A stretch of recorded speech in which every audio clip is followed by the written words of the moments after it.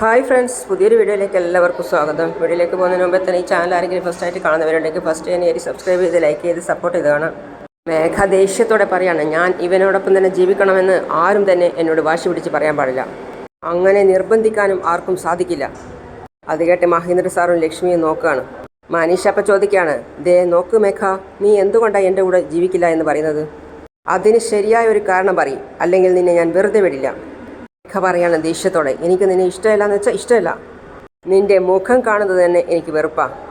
അത് കേട്ട് ചന്ദ്രികയും ലക്ഷ്മിയും പരസ്പരം നോക്കുകയാണ്.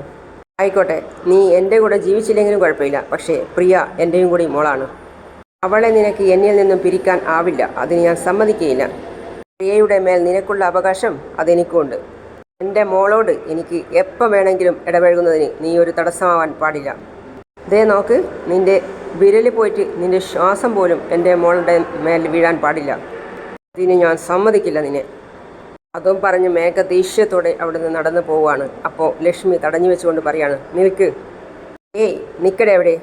മരിച്ചുപോയി, ജീവനോടെയുള്ള ഭർത്താവ് നിന്റെ മരിച്ചുപോയി എന്ന് നീ കള്ളം പറഞ്ഞു. സ്വന്തം കുഞ്ഞിനെ അനാഥാലയത്തിലാക്കി ആരുമില്ലാത്തവളാക്കി വളർത്തി. ഞങ്ങളുടെ സ്വത്തെല്ലാം ഞങ്ങളെ കബളിപ്പിച്ച് നീ നിന്റെ പേരിലാക്കി. ഇത്രയും തെറ്റുകൾ ചെയ്തിട്ട് ഒരു കുറ്റവും തോന്നാത്ത വിധത്തിൽ അഹങ്കാരത്തോടെ സംസാരിക്കുന്നോ?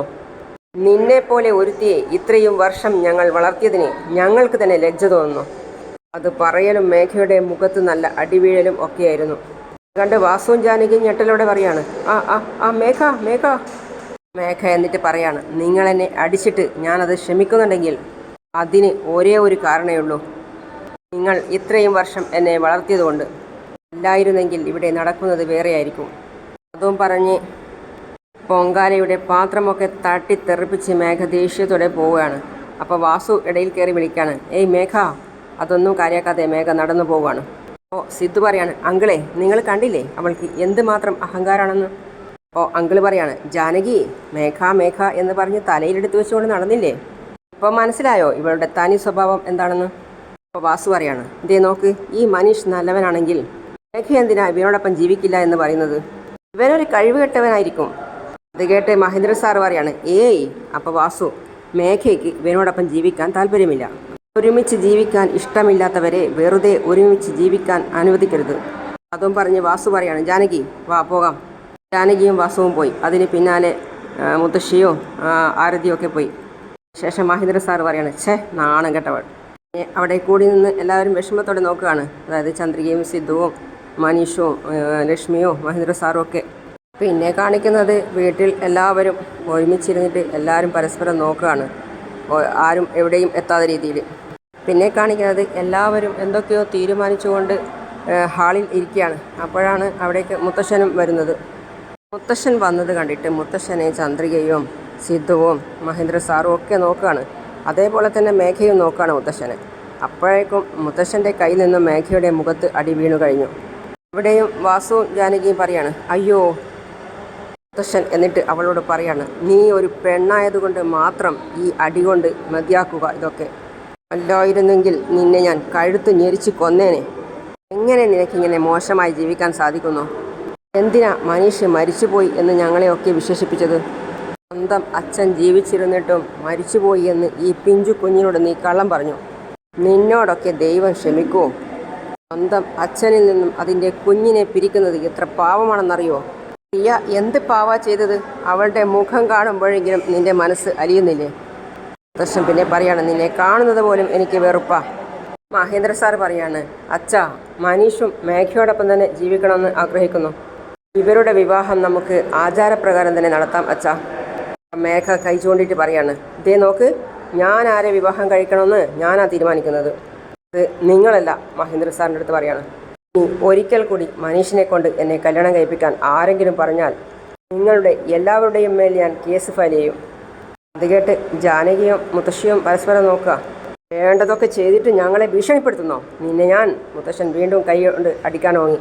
അപ്പോഴാണ് മേഘ കൈ ചൂണ്ടിയിട്ട് പറയുന്നത്, നിർത്ത്. മനീഷ് എൻ്റെ ഒപ്പം ജീവിക്കാൻ യോഗ്യതയില്ലാത്തവനാ. എനിക്കത് ഇഷ്ടമല്ല. ഞാൻ അവനോടൊപ്പം വീണ്ടും ജീവിക്കാൻ ആഗ്രഹിക്കുന്നില്ല. മുത്തശ്ശൻ ചോദിക്കുകയാണ്, മനീഷിൻ്റെ കൂടെ ജീവിക്കാൻ ഇഷ്ടമില്ലെന്ന് നീ പറയുന്നുണ്ടല്ലോ, അതിൻ്റെ കാരണം എന്താ? അപ്പം മേഘ വല്ലാതായി. അപ്പോൾ വീണ്ടും മുത്തശ്ശൻ ചോദിക്കുകയാണ്, അതിന് അങ്ങനെ നീ പറയാൻ മാത്രം ഇവന് എന്താ ഒരു കുറവ്? എന്തുകൊണ്ടാണ് നീ അവരോടൊപ്പം ജീവിക്കാൻ തയ്യാറല്ലാത്തത്? അതൊന്നും നിങ്ങളോട് പറയേണ്ട കാര്യമില്ല.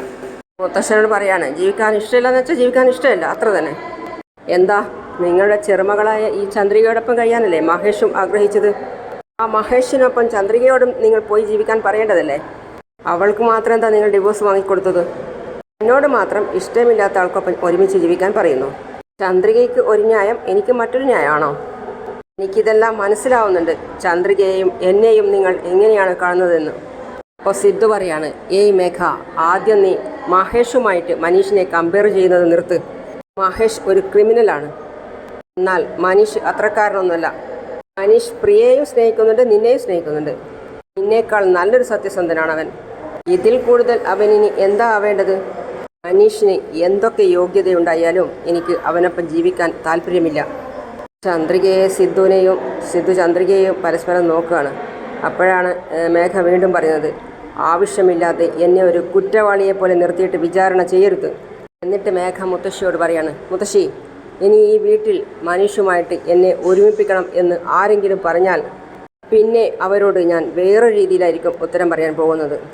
അത്രയും പറഞ്ഞ് മേഘ അവിടെ നിന്നും പോയി. പിന്നെ മനീഷ് പ്രിയയോട് സ്നേഹത്തോടെ ചിരിച്ച് അവളുടെ അടുത്തേക്ക് പോവാണ്. എന്നിട്ട് മനീഷ് പ്രിയയോട് പറയാണ്, പ്രിയ, എന്നോട് ക്ഷമിക്കും മോളെ. അത് കേട്ട് മഹേന്ദ്രൻ സാറ് സങ്കടമായി. ഞാൻ നിൻ്റെ അച്ഛനാണെന്ന് നിന്നോട് പറയാൻ വേണ്ടി ഞാൻ പലതവണ ശ്രമിച്ചതാണ്. പക്ഷേ നിൻ്റെ അമ്മയാണ് പറയാൻ സമ്മതിപ്പിക്കാൻ. നിൻ്റെ അമ്മ അത് പറയാൻ എന്നെ അനുവദിച്ചില്ല, ഞാനാണ് നിൻ്റെ അച്ഛനെന്ന്. ഞാനങ്ങനെ പറഞ്ഞാൽ അവൾ ആത്മഹത്യ ചെയ്യും എന്ന് പറഞ്ഞ് എന്നെ ഭീഷണിപ്പെടുത്തി. അതുകൊണ്ടാണ് മോളെ എനിക്ക് നിൻ്റെ അച്ഛനാണെന്ന് പറയാൻ പറ്റാതെ പോയത്. ഇനി അങ്ങോട്ട് ഈ അച്ഛൻ മോളോടൊപ്പം ഉണ്ടാവും. ഇനി ഒരിക്കലും ഞാൻ മോളെ വിട്ടു പോവില്ല. അപ്പോഴേക്കും മേഘ അകത്തുനിന്ന് ഇറങ്ങി വന്ന് ദേഷ്യത്തോടെ പറയാണ്, ഏയ് പ്രിയ, വല്ലവരോടും നീ എന്തിനാ സംസാരിക്കുന്നത്? വാ. ഏയ്, അവളുടെ കൈവിട്. പ്രിയ മനീഷിനോട് പറയാണ്, എൻ്റെ മോളെ നീ വിട്. മനീഷ് പറയാണ്, എൻ്റെ മോളോട് സംസാരിക്കാൻ എനിക്ക് നിൻ്റെ പെർമിഷൻ ആവശ്യമില്ല. എനിക്ക് അവളോട് സംസാരിക്കണം, കൈവിട്. എൻ്റെ മകളോട് നീ സംസാരിക്കേണ്ട യാതൊരു കാര്യവുമില്ല. അപ്പോൾ മുത്തശ്ശൻ പറയാണ്, നിർത്ത് മേഘ, ഇത്രയും നാൾ അച്ഛനെയും മകളെയും തമ്മിൽ പിരിച്ചു. ഇനിയെങ്കിലും അവർ സന്തോഷമായിരിക്കട്ടെ. എനിക്ക് മനീഷിനെ വേണ്ട, അവനെ ഇഷ്ടമില്ല എന്ന് പറഞ്ഞ് ഒഴിവാക്കി. കേക്ക് അവളുടെ അച്ഛനാ, അവൾക്ക് അവനെ വേണം. അച്ഛനില്ലാത്ത കുട്ടിയായി വളരാൻ പാടില്ല. എൻ്റെ മകൾ എൻ്റെ ഇഷ്ടത്തിന് വേണ്ടി വളർന്നോളൂ. അവൾ മനീഷിൻ്റെ മകളായിട്ട് വളരില്ല. സിദ്ധു അപ്പം പറയാണ്, ഏയ്. അപ്പം മേഘ, അങ്ങനെ വളരാൻ ഞാൻ സമ്മതിക്കില്ല. ആ പ്രിയ, വാ. മനീഷ് ഒരു ഭാഗത്തുനിന്നും മേഘ ഒരു ഭാഗത്തുനിന്നും പ്രിയയെ വലിക്കുകയാണ്.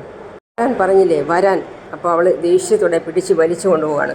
അപ്പോൾ മനീഷ് പിടിവിട്ട് കൊടുത്തു. എന്നിട്ട് വിളിക്കുകയാണ്, ഏയ് പ്രിയ, പ്രിയ, അങ്ങോട്ട്. അപ്പം മനീഷ്, മോളെ പ്രിയ, പ്രിയ. അപ്പം മേഘയുടെ പിന്നാലെ മുത്തശ്ശിയും പോവുകയാണ്.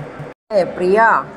അപ്പോൾ മഹേന്ദ്രൻ സാർ പറയാണ്, മുത്തശ്ശൻ പറയാണ്, മനീഷേ, നീ ഒന്നുകൊണ്ടും വിഷമിക്കണ്ട. നിനക്ക് എപ്പോഴൊക്കെ പ്രിയയെ കാണണം എന്ന് തോന്നുമ്പോഴൊക്കെ നിനക്ക് ഇവിടെ വരാം, പ്രിയയെ കാണാം, അവളോട് സംസാരിക്കാം. അതിനൊന്നും നിന്നെ ഇവിടെ ആർക്കും തടയാൻ സാധിക്കില്ല. നിനക്ക് അതിനുള്ള എല്ലാ അവകാശവും ഇവിടെയുണ്ട്. മനീഷ് ചിരിച്ചുകൊണ്ട് പറയാണ്, ഒരുപാട് നന്ദിയുണ്ട് സാർ. മഹേന്ദ്രൻ സാറ് സിദ്ധുവിനോട് പറയണം, സിദ്ധാർത്ഥ്, മനീഷിനെ വിശ്വസിക്കുമോനെ. മനീഷിനി പ്രിയയോട് സംസാരിക്കുന്നതോ അടുത്തിടപഴകുന്നതോ തടയാൻ ആർക്കും സാധിക്കില്ല. അവന് എന്നും അവകാശമുണ്ട്. ഇത് കേട്ട് മനീഷ് പറയാണ്, നിങ്ങളോട് എല്ലാവരോടും എങ്ങനെ നന്ദി പറയണം എന്ന് എനിക്ക് അറിയില്ല. ഞാൻ മേഘയോടും പ്രിയയോടും ഒന്നിച്ച് ജീവിക്കണം എന്നാഗ്രഹിക്കുന്നു. പക്ഷേ മേഘ എന്നെ മനസ്സിലാക്കാതെ വെറുത്തുകൊണ്ടിരിക്കുക. എല്ലാ കാലവും ഇനി ഒന്നിച്ച് ജീവിക്കണം എന്നാഗ്രഹിക്കുന്നു. പിന്നെ മനീഷ് പറയാണ്, നിങ്ങൾക്കെല്ലാവർക്കും ഒരുപാട് നന്ദിയുണ്ട്. നിങ്ങൾ ഉറപ്പായിട്ടും മേഘയുടെ മനസ്സ് മാറ്റിയെടുക്കണം. ഉറപ്പായും അവൾ ഒരു ദിവസം എന്നെ സ്വീകരിക്കും. ആ വിശ്വാസം എനിക്കുണ്ട്. നിങ്ങളുടെ ഒക്കെ എല്ലാവരുടെയും ഇഷ്ടപ്രകാരം തന്നെ ഞാനും മേഘയും ഒരുമിച്ച് ജീവിക്കും. അത് കേട്ട് സിദ്ധു ചിരിച്ചുപോയി. അതിനുശേഷം മനീഷ് പറയാണ്, മുത്തശ്ശൻ എന്നെ അനുഗ്രഹിക്കണം. നന്നായി വരും മോനെ, നീ നന്നായി വരും. സന്തോഷമായി എനിക്ക്. ഇപ്പം ഞാൻ ഇറങ്ങാം. ശരി, ഞാൻ പോയിട്ട് വരട്ടെ. പിന്നെ ജാനകി സിറ്റ് ഔട്ടിൽ വന്നിരുന്നിട്ട് ഓരോന്നും ആലോചിച്ച് ചിന്തിച്ച് കൂട്ടുകയാണ്. അതായത് ചന്ദ്രിക പറഞ്ഞ വാക്കുകളൊക്കെ.